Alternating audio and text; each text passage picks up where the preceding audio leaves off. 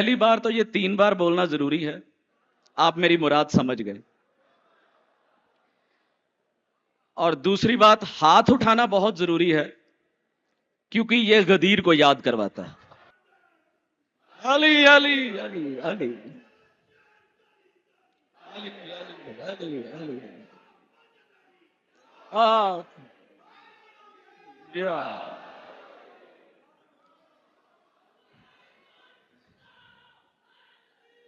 या अली अली अली अली अली अली अली अल्लाहुम्मा सल्ली अला मोहम्मद व आले मोहम्मद।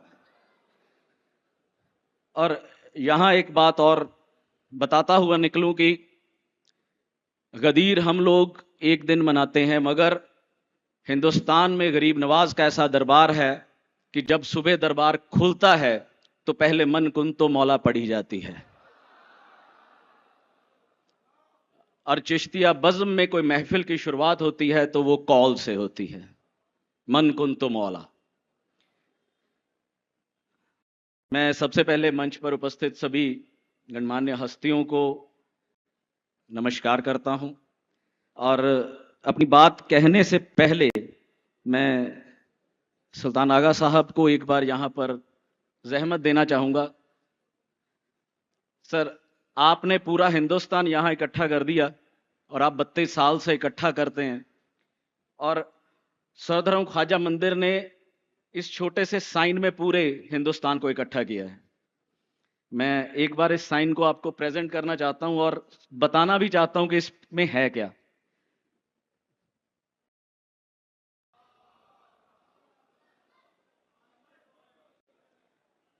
सर, इसमें अगर आप इसको हाफ हिस्से में देख पाएंगे तो यहां पर आपको ओम नजर आएगा त्रिशूल के साथ। अगर हाफ हिस्से में देखेंगे तो अली नजर आएंगे जुल्फिकार के साथ।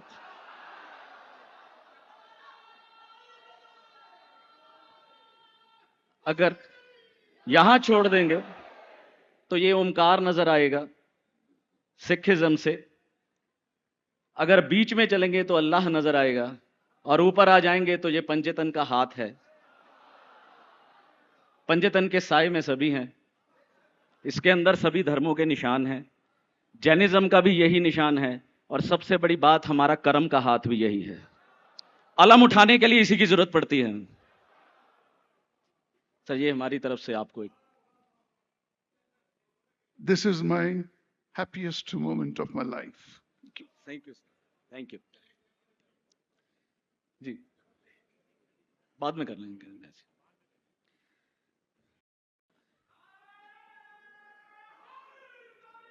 या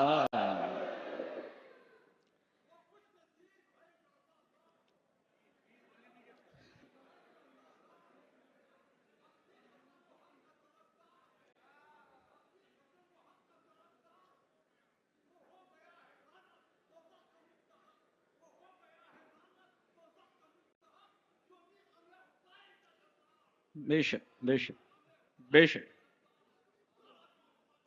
अल्लाहुम्मा सल्ली अला मोहम्मद व आले मोहम्मद। सभी को मेरा राम राम, सत श्री अकाल, आदाब और नमस्ते। नमस्ते हमारे हिंदुस्तान का एक ऐसा शब्द है जो हर कौम इस्तेमाल करती है, और नमस्ते शब्द में 3 अक्षर आते हैं, नह, मस और तेह, जिसका शाब्दिक अर्थ बनता है कि मैं उस नूर से जो मेरे अंदर मौजूद है, सत्य का, अहिंसा का, प्रेम का, न्याय का, और वो तुम्हारे अंदर भी मौजूद है, मैं उसे नमन करता हूं, क्योंकि हम सब एक हैं।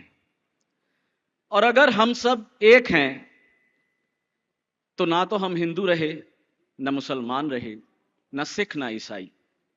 हम बचे तो महज इंसान बचे। और आज हम यहां इकट्ठा हुए हैं उस इंसानियत के देवता के लिए जिन्होंने अपनी कुर्बानी देकर आज इंसानियत को बचा लिया। अगर आज इंसानियत जिंदा है, आज हमारे पास रिश्ते जिंदा हैं, तो बेशक वो उस इंसानियत के देवता की वजह से जिसके लिए आज हम सब इकट्ठा हैं। उनकी कुर्बानियों का अगर हम कोई मोल दे पाएं, ये पॉसिबल नहीं है। मैं कहता हूं कि अगर हमारी ये चमड़ी भी उधेड़ ली जाए तो हम उन कुर्बानियों को कहीं भी पूरा नहीं कर सकते। हम कर्ज नहीं उतार सकते उस बात का। मैं हमेशा अपनी बात को एक अशरार से शुरू करता हूं कि ना हिंदू की शर्त है, ना मुसलमान की शर्त है। ना हिंदू की शर्त है, ना मुसलमान की शर्त है। जिक्र हुसैन के लिए तो सिर्फ इंसान की शर्त है। मौला को चाहने के लिए हमारा हिंदू मुसलमान होना जरूरी नहीं है, हमारा इंसान होना जरूरी है। क्योंकि मौला ने जात पात के हर झगड़े को ही खत्म कर दिया था करबला में। उसकी जीती जागती मिसाल हजरत जॉन है जी। और मुझे लगता है कि अगर किसी के अंदर इंसानियत है, यानी आप किसी का दर्द महसूस कर सकते हैं, आप दूसरों के लिए जीना जानते हैं, दूसरों की मुश्किल में उनको देखकर उनको हौसला देना जानते हैं, उनके लिए लड़ना जानते हैं, तो बेशक आप हुसैनी हैं। मगर आज पूरे विश्व में कुछ धार्मिक और वैचारिक जो मतभेद हैं वो बढ़ते जा रहे हैं, जहां मानवता और इंसानियत को खो दिया जा रहा है।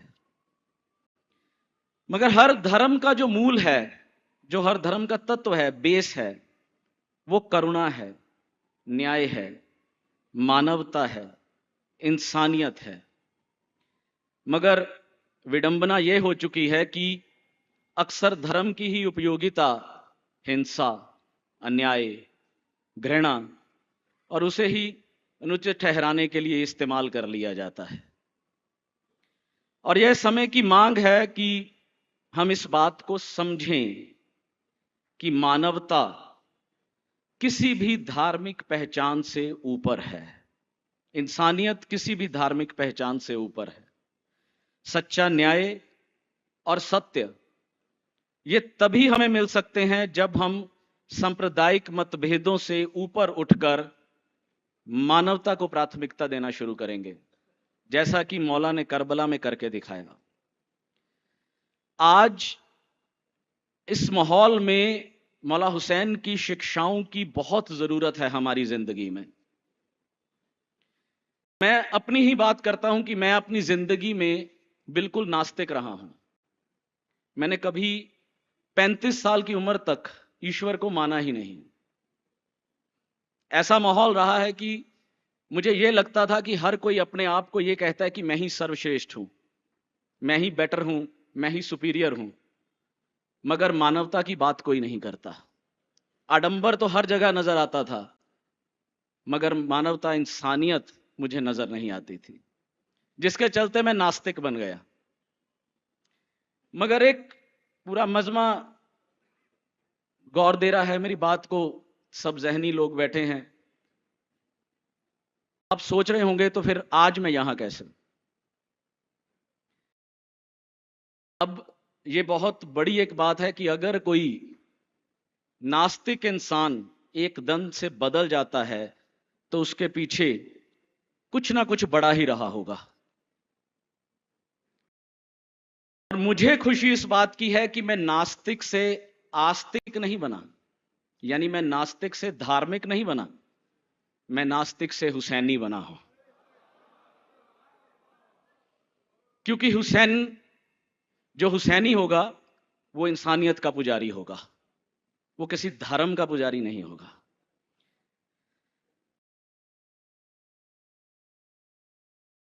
एक सलवात।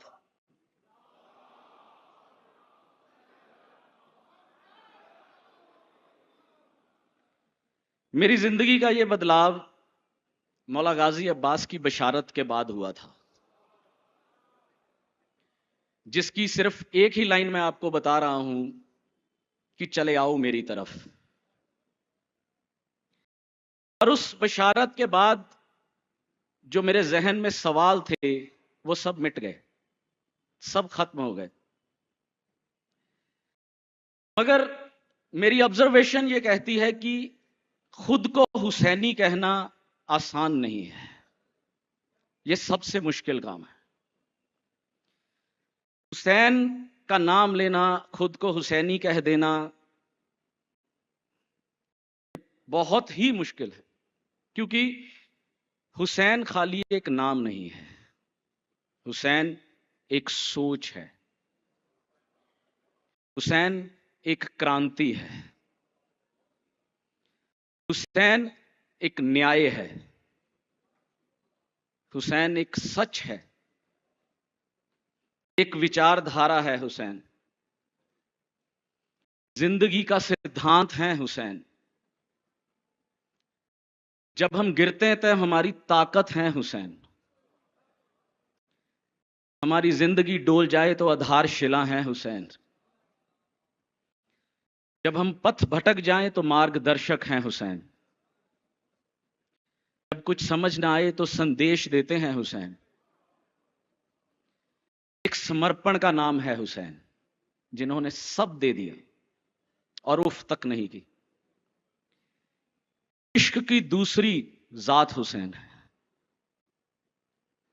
हुसैन निस्वार्थ भाव का नाम है, जिन्होंने अपने लिए नहीं सोचा, पूरी कायनात के लिए सोचा, पूरी इंसानियत के लिए सोचा। एक साहस है हुसैन। और सबसे बड़ी बात, हमारे जमीर का नाम हुसैन है।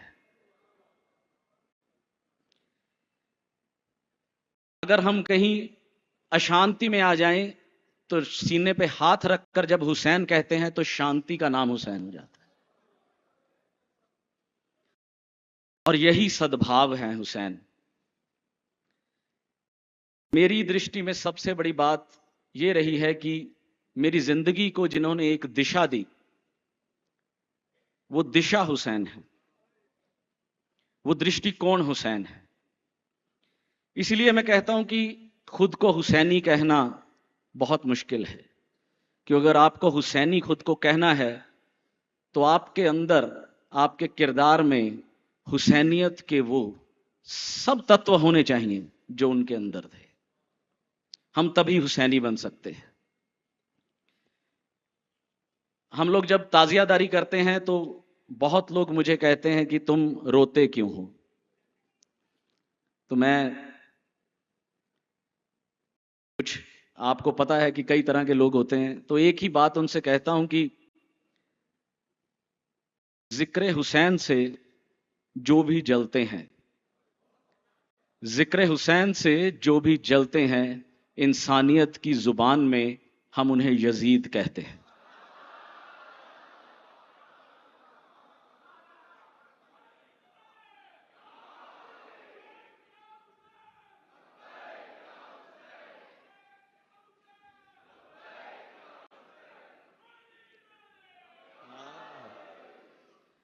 और आज के दौर में,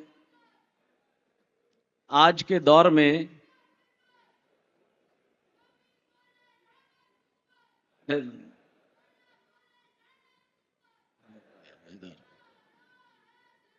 या या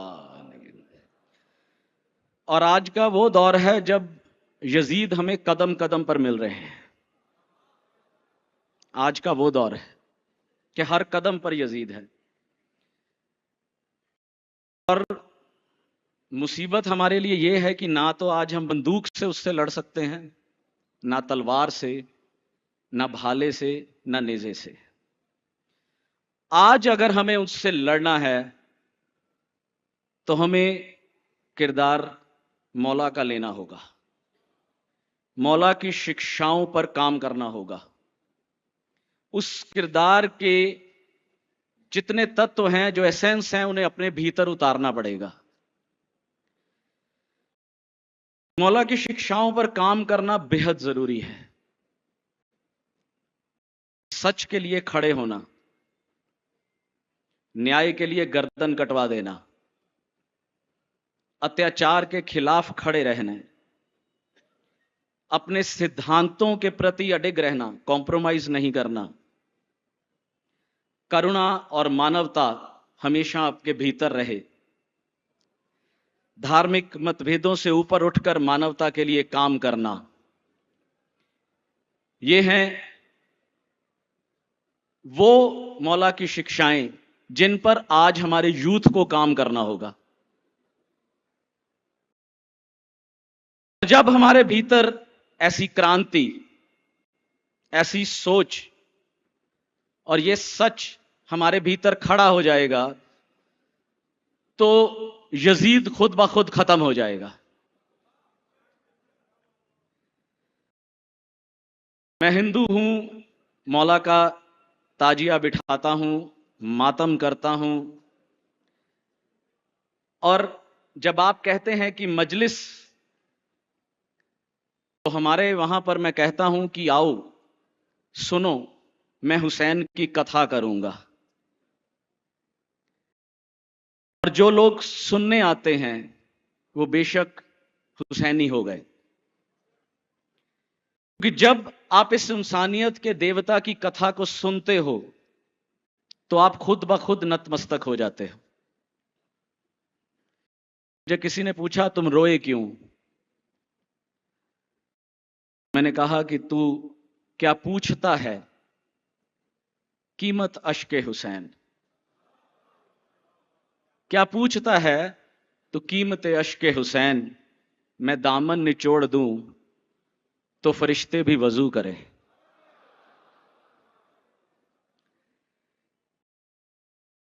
मातम, आजादारी, ये एक प्रोटेस्ट है, ताकि इस प्रोटेस्ट को देखकर पूरी दुनिया यजीद पर लानत करती रहे। एक बार लानत, लानत बेशुमार, बेशुमार, बेशुमार, बेशुमार।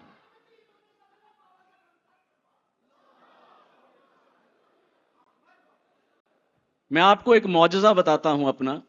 हमारे वहां पर एक आग का मातम होता है। जब मैंने आग का मातम शुरू किया तो बहुत लोगों ने पूछा तुम इस पर चलोगे तो जल जाओगे, और बहुत लोग उसे देखने आते हैं कि वाकई में ये जलते हैं या नहीं। और मौजज़ा ये है कि उस आग पर चलने के बाद आज तक किसी के पांव में राई के दाने जितनी भी आंच नहीं आई। शब्बीर तेरे नाम पर, शब्बीर तेरे नाम पर सरखम करेंगे हम, शब्बीर तेरे नाम पर सरखम करेंगे हम, बादे फना भी याद तेरा गम करेंगे हम।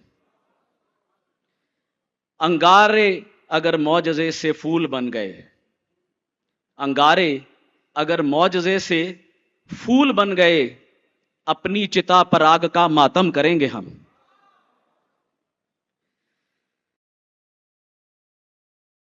अपनी पूरी बात को चंद लाइनों में कहते हुए मैं खत्म करना चाहूंगा कि जहां हुसैन का नाम लिया जाता है, जहां हुसैन का नाम लिया जाता है, वहां सच का सूरज अपनी पूरी रोशनी से चमकने लगता है, और न्याय की ठंडी छांव, और न्याय की ठंडी छांव में हर अन्याय की तपिश शांत हो जाती है। हुसैन के नाम में वो शक्ति है जो अंधेरों को रोशनी में बदल देती है। इस नाम में वो शक्ति है जो बुराई के पर्वतों को सत्य के सागर में विलीन कर देती है। मेरा यूथ से, इस पूरे प्रोग्राम में जो यूथ बैठा है उससे एक ही बात कहनी है कि अगर हमें आज के यजीद से लड़ना है तो मौला के किरदार को अपनाएं,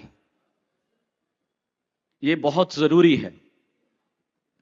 और पंडित जी की एक कही हुई कविता के साथ मैं अपनी बात को खत्म करूंगा कि गमे हुसैन हमेशा मनाएंगे हिंदू, गमे हुसैन हमेशा मनाएंगे हिंदू, हुसैन प्यासे पर आंसू बहाएंगे हम हिंदू। हमारी नजरों में रावण से भी बड़ा तू है यजीद, तेरा भी पुतला हम जलाएंगे हिंदू। हुसैन वालों को जिन लोगों ने सताया है, हुसैन वालों को जिन लोगों ने सताया है, सताएं अब तो मजा चखाएंगे हम हिंदू। इस बात पर मैं आप सबको बताना चाहूंगा कि इस मुहर्रम में जब हम लोगों ने सुप्रीम कोर्ट के ऑर्डर को जारी किया था, बताया था उसके बारे में, तो कम से कम भारत में 3000 जगह पर जहां पर ताजियादारी बंद करवा दी गई थी वो दोबारा खुली। जो परमिशंस नहीं मिल रही थी उन्हें परमिशंस दिलवाई गई और उसे दोबारा मकाम पर लाया गया। हुसैन वालों को जिन लोगों ने सताया है, सताएं अब तो मजा चखाएंगे हिंदू। जमाना काट ले जो सर भी हक परस्ती में, जमाना काट ले जो सर हक परस्ती में, तो हक की राह में सर कटाएंगे हिंदू। अलम हुसैन का, अलम हुसैन का झंडा है सत्य अहिंसा का, इसीलिए तो इस अलम को उठाएंगे हिंदू।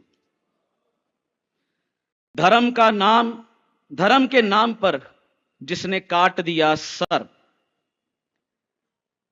धर्म के नाम पर जिसने काट दिया सर को, उसी हुसैन को अपना बनाएंगे हिंदू। शहीद कर दिया प्यासा अगर मुसलमानों ने, शहीद कर दिया प्यासा अगर मुसलमानों ने, तो अपने अश्कों का दरिया बहाएंगे हिंदू। आपका बहुत बहुत शुक्रिया।